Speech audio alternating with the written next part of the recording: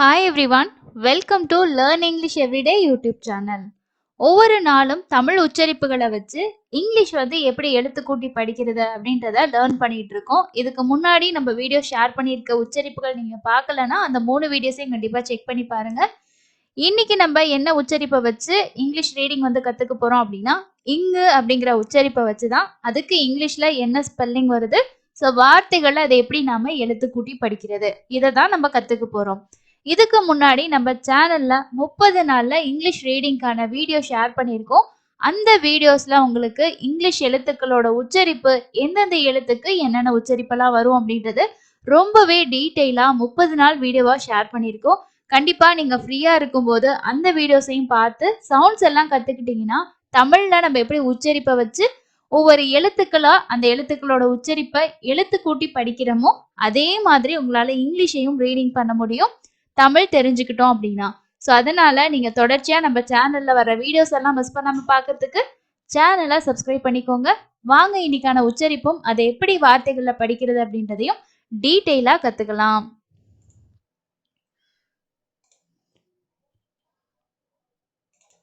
இதுக்கு முன்னாடி பார்த்த மெய்யெழுத்துக்களோட உச்சரிப்பு, அதாவது தமிழ் மெய்யெழுத்துக்களோட உச்சரிப்பை நம்ம உயிரெழுத்துக்களோட சேரும்போது எப்படி படிக்கணும், மெய்யெழுத்தா தனியா வரும்போது எப்படி படிக்கணும் அப்படின்னு நான் உங்களுக்கு ஷேர் பண்ணியிருப்பேன். இந்த இங்கு அப்படிங்கிற இந்த உச்சரிப்பு பெரும்பாலான வார்த்தைகள்ல அந்த வார்த்தையோட கடைசியில தான் வரும். அதனால இங்கு அப்படின்னே தான் நம்ம படிக்கிற மாதிரி இருக்கும். ஒரு சில வார்த்தைகள்ல நமக்கு மிடில்ல வரும், அங்கேயுமே இங்குன்ற சவுண்ட்ல தான் வரும். ஸோ அதனால நீங்க உயிரெழுத்த மெய்யெழுத்தை எப்படியெல்லாம் மாத்தி படிக்கணும் அந்த மாதிரி கன்ஃபியூஷன்லாம் உங்களுக்கு இந்த உச்சரிப்பு பொறுத்த வரைக்கும் வேண்டாம். ஸோ இங்கு அப்படிங்கிறது வார்த்தையோட கடைசியில வரும்போது நம்ம வேர்ட்ஸை எப்படி படிக்கலான்றத வாங்க படிக்கலாம். இப்போ இங்க உங்களுக்கு நான் கொடுத்துருக்கிறதுல எல்லாமே சைட்ல பாத்தீங்கன்னா தமிழும் கொடுத்துருப்பேன். இந்த தமிழ் என்ன அப்படின்னா இந்த உச்சரிப்புகள், அதாவது இங்கிலீஷ்ல இருக்க அந்த எழுத்துக்களோட உச்சரிப்பு எப்படி வருது அப்படின்றது தான் கொடுத்துருப்பேன். பார்க்கறதுக்கு உங்களுக்கு தப்பா கொடுத்துருக்க மாதிரி இருக்கும் தமிழ்ல. இது எல்லாமே உச்சரிப்புகள் மட்டும்தான். இந்த சவுண்டை வச்சு நீங்க படிக்க வேண்டியதுதான், அவ்வளவுதான். இப்போ ஃபர்ஸ்ட் வார்த்தை பாருங்க. இங்க எல்லாமே உங்களுக்கு இந்த என்ஜி, அதாவது என்ஜி அப்படின்னா இங் இங் அப்படிங்கிற சவுண்டு. இங் இங் இங். ஸோ இந்த மாதிரி வேர்ட்ஸ்ல பாருங்க எல்லா இடத்துலையுமே லாஸ்ட்ல வந்திருக்கு. இப்போ இதை எப்படி படிக்கணும்னா ஃபர்ஸ்ட் இருக்க இந்த ஆறுங்கிற கான்சனன்ட் எழுத்தையும் ஐங்கிற வவல் எழுத்தையும் சேர்ந்து உயிர்மை உச்சரிப்பா நம்ம மாத்திக்கணும். இந்த இங்குன்றது அப்படியே உங்களுக்கு சேர்ந்து வரும். இர் இ ரி இங் ரிங் ரிங். எப்படி படிக்கிறது? ரிங். அந்த இங்குன்னு முடியுது பாத்தீங்களா, அதுதான் அந்த சவுண்டு. அதே மாதிரி இக்கு இ கி இங் கிங் கிங். இங்க ஐக்கு ஈங்கிற சவுண்டு வந்திருக்கு. அப்போ கேயோட சவுண்டு இக்கு. இக்கு கூட்டல் ஈ எப்படி படிப்போம்? Key key. ஸோ தமிழ்ல எப்படி உயிரெழுத்தையும் மெய்யெழுத்தையும் சேர்த்து உயிர்மை எழுத்தா மாத்தி படிப்போமோ சேம் அதே தான் இங்கேயும். அடுத்தது பாருங்க, பிங் பிங். இப் இ பி இங் பிங். இங்க டபிள்யூவோட உச்சரிப்பு யூ அப்படிங்கிற உச்சரிப்பு. அப்போ U E V ing wing. எஸ்ஸோட சவுண்டு இஸ். ஓகே, அதனால லாஸ்ட்ல உங்களுக்கு ஆட் ஆயிருக்கு. அப்ப எப்படி படிக்கணும்? Wings wings wings. ஸோ ரொம்ப ஈஸியா இருக்குல்ல படிக்கிறதுக்கு. அதே மாதிரி பாருங்க, அடுத்தது டிஹெச். ஸோ நம்ம இத்தன்ற சவுண்டு பார்க்கும்போது இன்னும் டீட்டெயிலாக உங்களுக்கு நான் ஷேர் பண்ணுவேன். இந்த டைம்ல நான் உங்களுக்கு சொல்ற ஒவ்வொரு உச்சரிப்புகளையும் நீங்க ரிவிஷன் மாதிரி எடுத்துக்கோங்க. ஓகே, இந்த எழுத்துக்கு இந்த உச்சரிப்பு அப்படின்றது. டியும் ஹெச்சும் சேர்ந்து வந்துச்சுன்னா இத் அப்படிங்கிற உச்சரிப்பு, ஐக்கு ஈங்கிற உச்சரிப்பு. அப்போ தி இங் திங் திங். இஸ் ஆ ச சங் சங். ஸோ இங்க நீங்க எண்ணுக்கும் ஜிக்கும் தனித்தனியா உச்சரிப்பு கொடுக்க கூடாது.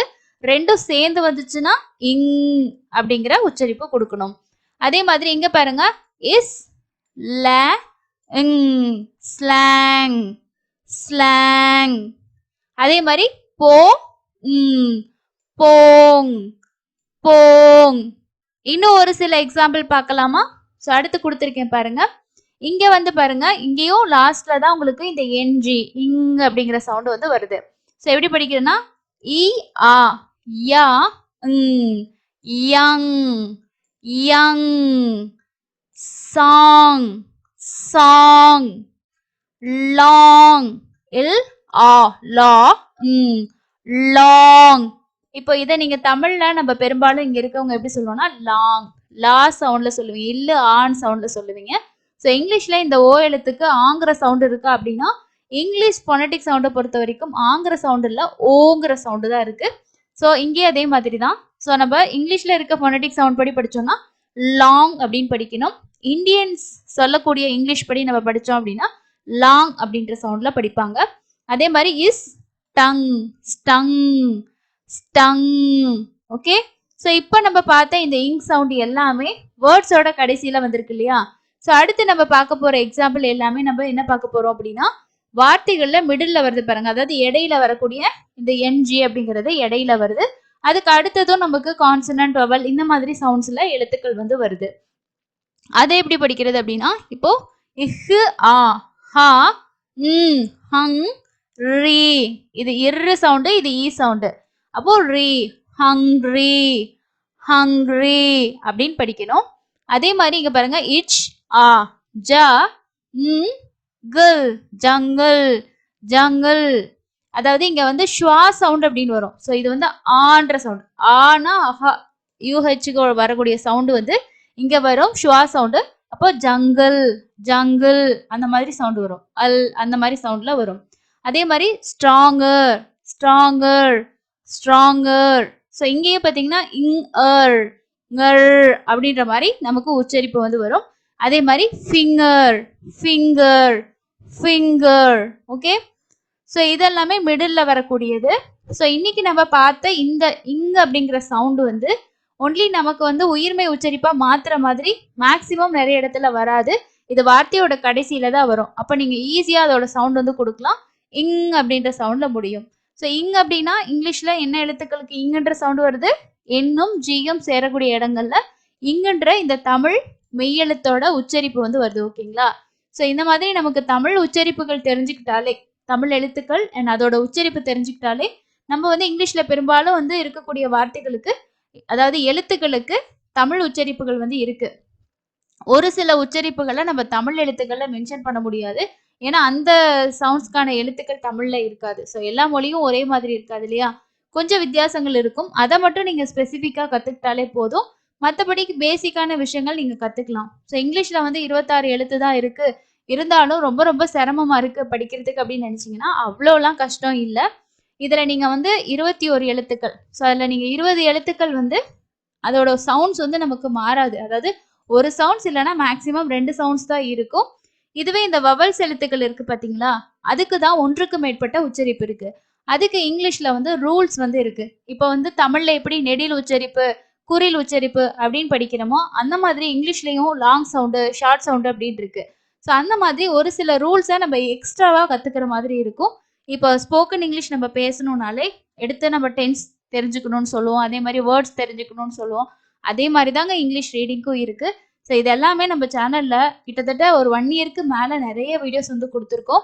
இப்போ உங்களுக்கு இந்த சவுண்ட்ஸை வச்சு நான் திரும்ப சொல்லி கொடுக்குறேன். ஸோ அதனால நீங்களும் கத்துக்கோங்க. முடிஞ்ச வரைக்கும் நிறைய ப்ராக்டிஸ் பண்ணுங்க. இன்னைக்கு நம்ம பார்த்த சவுண்டை வச்சு இன்னும் நிறைய வேர்ட்ஸ் நீங்க இன்னும் ரீட் பண்ணீங்கன்னா உங்களுக்கு நல்லா புரியும்.